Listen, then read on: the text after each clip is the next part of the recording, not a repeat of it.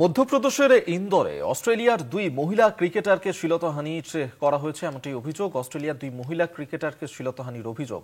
বিশ্বকাপ চলাকালীন অনভিপ্রেত ঘটনা, ইতিমধ্যেই গ্রেফতার করা হয়েছে অভিযুক্তকে।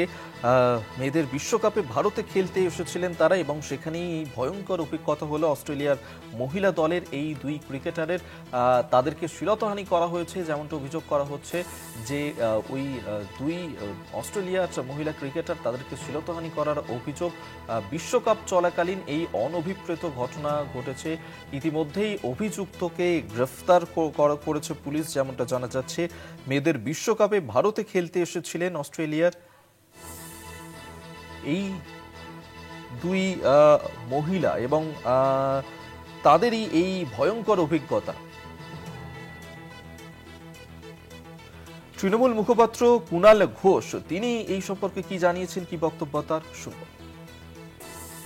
বিজেপি শাসিত ডবল ইঞ্জিন সরকার হলে সেখানে নারী নির্যাতন, ধর্ষণ, মহিলাদের উপর নানা রকম অত্যাচার, এটা তো একটা সীমাহীন পর্যায়ে পৌঁছচ্ছিল। এবার মধ্যপ্রদেশে যেটা ঘটল, সারা পৃথিবীর বুকে ভারতের মাথা লজ্জায় হেঁট করে দিল এই বিজেপি।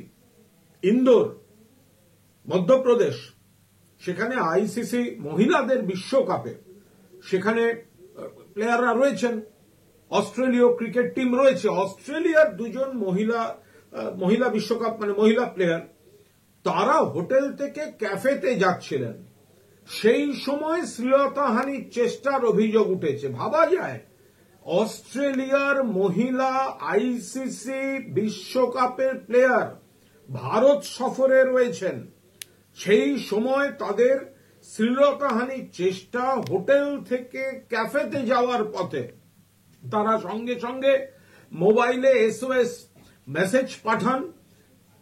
সেই মেসেজ পেয়ে তাদের যিনি সিকিউরিটি ম্যানেজার ছুটে আসেন, তারা শেষ পর্যন্ত থানায় অভিযোগ হয়েছে। সর্বশেষ বলছে কাকে না কি একটা ধরেছে, সে আসল অভিযুক্ত না অভিযুক্ত নয় সেটা এখনো বোঝা যায়নি।